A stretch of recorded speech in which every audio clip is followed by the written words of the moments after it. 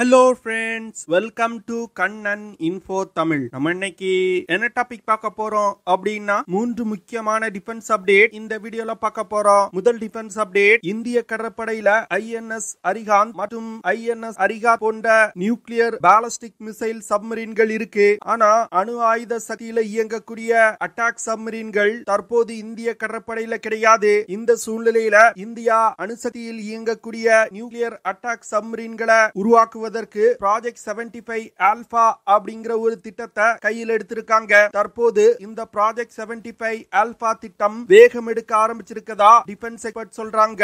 India உருவாக்கும் next generation nuclear powered attack சப்மரீனோட செயல்திறன் மற்றும் சிறப்பு அம்சங்கள் என்ன? இந்த அணுசக்தி நீர்மூழ்கி கப்பல்களை இந்தியா எதற்காக டெவலப் செய்யறாங்க? இந்த அணுசக்தி நீர்மூழ்கி கப்பல்களை பயன்படுத்தி என்ன மாதிரியான ஆபரேஷன்களை கேரி அவுட் செய்ய முடியும் அப்படிங்கிறது குறித்து பார்க்கலாம். இரண்டாவது அப்டேட், வியட்நாம் இந்தியாவில் தயாரிக்கப்படும் நெக்ஸ்ட் ஜெனரேஷன் மிசைல் வெசல் போர் கப்பல்களை வாங்குவதற்கு அதிக முனைப்பு காட்டுவதா செய்திகள் வெளிவந்திருக்கு. அதுவும் குறிப்பா பிரம்மோஸ் மிசைல்கள் இணைக்கப்பட்ட நெக்ஸ்ட் ஜெனரேஷன் மிசைல் வெசல் போர் கப்பல்களை வாங்குவதற்கு இந்தியாவுடன் பேச்சுவார்த்தை நடத்தி வருவதா செய்திகள் வெளிவந்திருக்கு. வியட்நாம் எதற்காக இந்தியாவின் நெக்ஸ்ட் ஜெனரேஷன் மிசைல் வெசல் போர் கப்பல்களை வாங்குவதற்கு அதிக முனைப்பு காட்டுறாங்க? இந்த போர்க்கப்பலோட செயல்திறன் மற்றும் சிறப்பு அம்சங்கள் என்ன? இந்த போர்க்கப்பல்களை பயன்படுத்தி என்ன மாதிரியான ஆபரேஷன்களை கேரி அவுட் செய்ய முடியும் அப்படிங்கிறது குறித்து பார்க்கலாம். மூன்றாவது அப்டேட், சமீபத்துல ஈரானியன் பிரசிடென்ட் இப்ராஹிம் ரைசி பாகிஸ்தானுக்கு சுற்றுப்பயணம் போயிருக்காரு. இந்த சுற்றுப்பயணத்தின் போது ஈரானை எப்படியாவது இந்தியாவுக்கு எதிராக திருப்பிடலாம் அப்படின்னு பாகிஸ்தான் முயற்சி செஞ்சாங்க. ஆனா ஈரான் பாகிஸ்தான் மூஞ்சில கரிய பூசி இருக்காங்க. அது என்ன விஷயம்? பாகிஸ்தான் எப்படி ஈரான இந்தியாவுக்கு எதிராக திருப்புவதற்கு முயற்சி செஞ்சாங்க? ஈரான் பாகிஸ்தானுக்கு எப்படி பதிலடி கொடுத்தாங்க அப்படிங்கிறது குறித்து நம்ம டீடைலா இந்த வீடியோல பார்க்கலாம். நம்ம சேனல்ல டிஃபென்ஸ் மற்றும் ஜியோபாலிட்டிக்ஸ் சம்பந்தமா தினம் ஒரு வீடியோ பப்ளிஷ் பண்ணிட்டு இருக்கோம். உங்களுக்கு நம்ம சேனல்ல பப்ளிஷ் பண்ணக்கூடிய வீடியோஸ் பிடிச்சிருந்துச்சுன்னா சேனலை சப்ஸ்கிரைப் பண்ணி சப்போர்ட் பண்ணுங்க. நீங்க பண்ற ஒவ்வொரு சப்ஸ்கிரிப்ஷனும் எனக்கு அடுத்தடுத்த வீடியோஸ் போடுறதுக்கு ஒரு மோட்டிவேஷனா இருக்கும். நம்ம சேனல்ல டிஃபென்ஸ் மற்றும் ஜியோபாலிட்டிக்ஸ் சம்பந்தமா தினம் ஒரு வீடியோ பப்ளிஷ் பண்ணிட்டு இருக்கோம். உங்களுக்கு நம்ம சேனல்ல பப்ளிஷ் பண்ணக்கூடிய வீடியோஸ் பிடிச்சிருந்துச்சுன்னா சேனலை சப்ஸ்கிரைப் பண்ணி சப்போர்ட் பண்ணுங்க. நீங்க பண்ற ஒவ்வொரு சப்ஸ்கிரிப்ஷனும் எனக்கு அடுத்தடுத்த வீடியோஸ் போடுறதுக்கு ஒரு மோட்டிவேஷனா இருக்கும். ப்ராஜெக்ட் 75 ஆல்பா அப்படிங்கிற திட்டத்தின் கீழ் நியூக்ளியர் பவர்ட் அட்டாக் சப்மரீன்கள் உருவாக்கப்பட்டு வருது. கிட்டத்தட்ட 1.2 லட்சம் கோடி ரூபாய் செலவுல இந்த 6 அணுசக்தி நீர்மூழ்கி கப்பல்களும் உருவாக்கப்பட்டு வருது. ப்ராஜெக்ட் ஆல்பா திட்டத்தின் கீழ் இந்தியா வெற்றிகரமா அணுசக்தியால் இயங்கக்கூடிய ஒரு அட்டாக் சப்மரீனை உருவாக்குனாங்கன்னா இந்திய கடற்படையோட அண்டர் வாட்டர் வார்ஃபேர் கேப்பபிலிட்டியில மிகப்பெரிய முன்னேற்றம் ஏற்படும். இந்த ப்ராஜெக்ட் 75 ஆல்பா ப்ராஜெக்ட்ல DRDO, department of atomic energy, இந்திய கடற்படை போன்ற 3 அமைப்புகள் இணைந்து வேலை செஞ்சு வந்துகிட்டு இருக்காங்க. ப்ராஜெக்ட் ஆல்பா திட்டத்தின் கீழ் உருவாக்கப்படும் நியூக்ளியர் பவர் அட்டாக் சப்மரீன் கிட்டத்தட்ட 6000 டன் எடை கொண்டதா இருக்கும். இந்த அணுசக்தி நீர்மூழ்கி கப்பல்ல பல அதிநவீன தொழில்நுட்பங்கள் இணைக்கப்பட உள்ளது. இந்த நீர்மூழ்கி கப்பல்கள்ல பல்வேறு விதமான ஆயுதங்களை இணைப்பதற்கு இந்தியா திட்டமிட்டிருக்காங்க.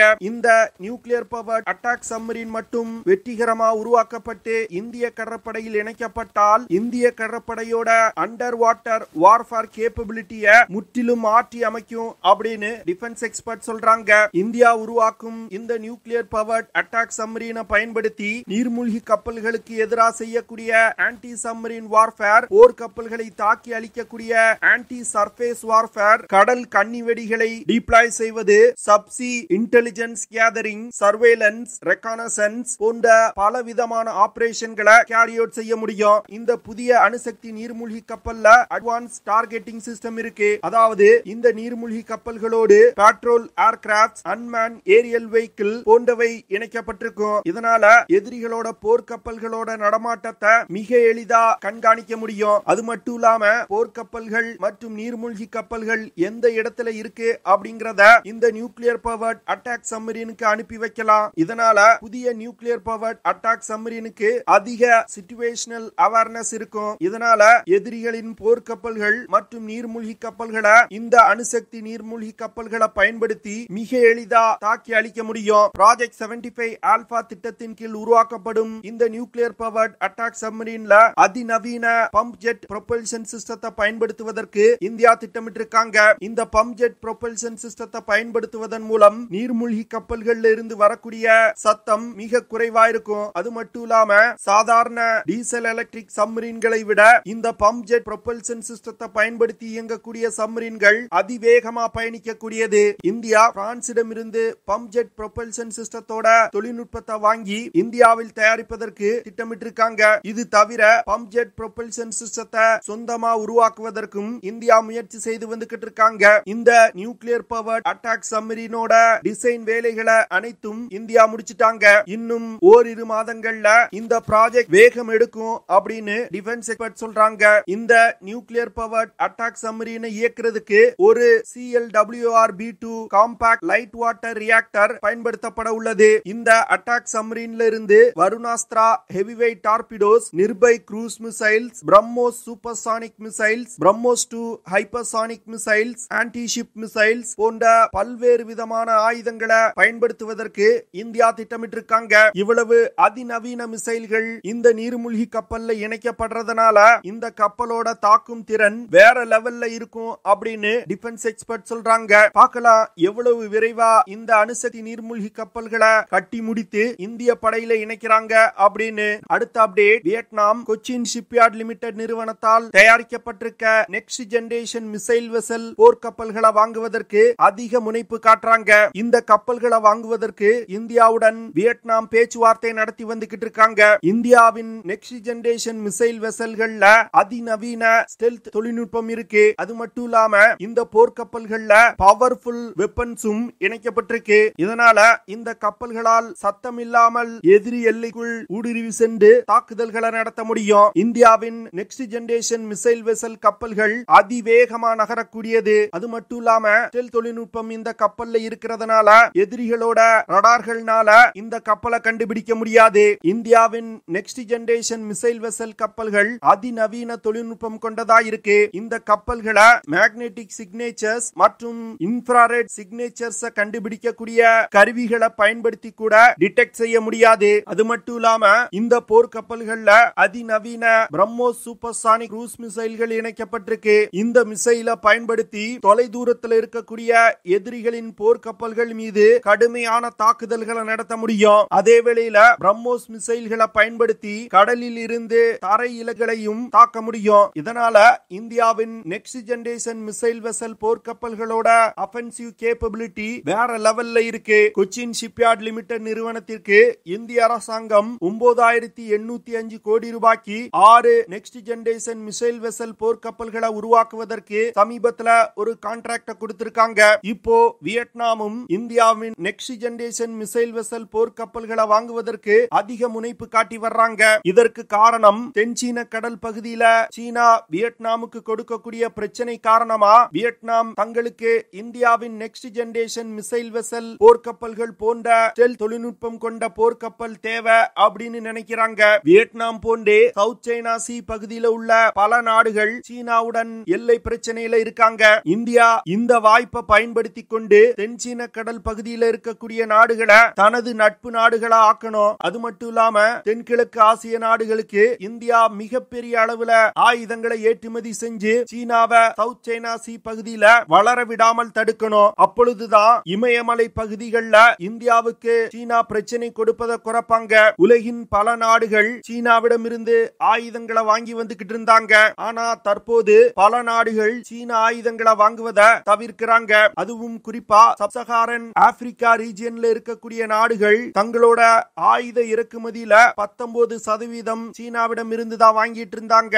ஆனா சீனாவுடைய ஆயுதம் ரொம்ப மோசமான குவாலிட்டியில இருக்கிறதுனால பல நாடுகள் சீனாவிடம் ஆயுதம் வாங்குவதற்கு தற்போது யோசிச்சு வந்துகிட்டு இருக்காங்க. 2019 இருந்து 2023 வருடத்துக்குள்ள சீனாவின் ஆயுத ஏற்றுமதி 23% குறைஞ்சிருக்கு. சீனாவுடைய ஆயுதத்தோட உண்மையான குவாலிட்டி என்ன அப்படிங்கிறதுக்கு சமீபத்துல ஒரு உதாரணம் வெளிவந்திருக்கு. ஈரான் இஸ்ரேல் மீது மார்ச் 10ஆம் தேதி 300க்கும் மேற்பட்ட மிசைல், ட்ரோன்ஸ் போன்றவற்றை ஏவி தாக்குதல் நடத்தினாங்க. ஆனா இஸ்ரேல், அமெரிக்கா மற்றும் யூகே நாட்டோட உதவியோடு ஈரான் தங்கள் மீது ஏவிய மிசைல்ஸ் மற்றும் ட்ரோனை 99% தாக்கி அழிச்சிட்டாங்க. இதுல குறிப்பிடத்தக்க விஷயம் என்னன்னா, ஈரான் இந்த தாக்குதல்ல பயன்படுத்திய அனைத்து ஆயுதங்களுமே சீனாவிடம் இருந்து வாங்கப்பட்டது. இதிலிருந்து சீனாவுடைய மிலிட்டரி டெக்னாலஜியோட உண்மையான செயல்திறன் என்ன அப்படிங்கறத உலகின் பல நாடுகள் தெரிஞ்சுக்கிட்டாங்க. இதனால வரும் காலத்துல சீனாவிடம் இருந்து பல நாடுகள் ஆயுதம் இறக்குமதி செய்வதை குறைப்பாங்க.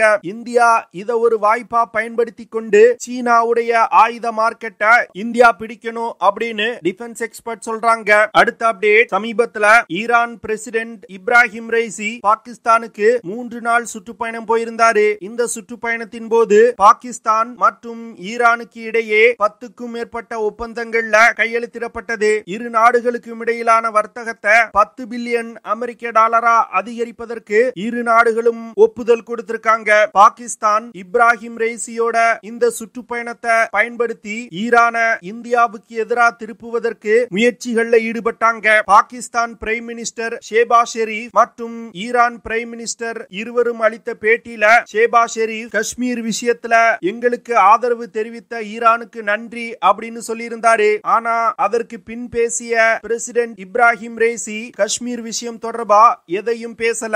இது பாகிஸ்தானுக்கு மிகப்பெரிய அவமானத்தை ஏற்படுத்தி இருக்கு. அதாவது பாகிஸ்தான் பிரைம் மினிஸ்டர் ஷேபாஸ் ஷெரீப் காஷ்மீர் விஷயம் குறித்து பேசினாலும் ஈரான் பிரசிடென்ட் இந்தியாவுக்கு எதிராக பேசாம அந்த விஷயத்தை தவிர்த்திட்டாரு. இது பாகிஸ்தானுக்கு மிகப்பெரிய அவமானத்தை ஏற்படுத்தி இருப்பதா பாகிஸ்தான் சமூக வலைதளங்கள்ல மக்கள் பேசி வந்துகிட்டு இருக்காங்க. ஈரான் மற்றும் இந்தியாவுக்கு இடையிலான நட்பு எவ்வளவு வலிமையானது அப்படிங்கிறது பாகிஸ்தானுக்கு இன்னும் புரியல. அதனாலதான் பாகிஸ்தான் பிரைம் மினிஸ்டர் ஷேபாஸ் ஷெரீப் தானாகவே முன்வந்து காஷ்மீர் விஷயம் குறித்து பேசினாலும் ஈரான் காஷ்மீர் விஷயம் குறித்து பேசாம அதை தவிர்த்திட்டாங்க. ஓகே ஃப்ரெண்ட்ஸ், நம்ம வீடியோவோட நிறைவு பகுதிக்கு வந்துட்டோம். இதெல்லாம் தான் நான் உங்ககிட்ட ஷேர் பண்ணணும் அப்படின்னு நினைச்ச விஷயங்கள். ஐ ஹோப் நான் ஷேர் பண்ண விஷயங்கள் உங்களுக்கு பிடிச்சிருக்கும் நினைக்கிறேன். அப்படி பிடிச்சிருந்துச்சுன்னா ஷேர் பண்ணுங்க, லைக் பண்ணுங்க, கமெண்ட் பண்ணுங்க. மறக்காம நம்ம சேனலுக்கு சப்ஸ்கிரைப் பண்ணுங்க. அப்படியே அந்த பெல் நோட்டிபிகேஷனை கிளிக் பண்ணி ஆல்ங்கிற ஆப்ஷனை எனேபிள் பண்ணிக்கங்க. See you in the next video. Jai Hind.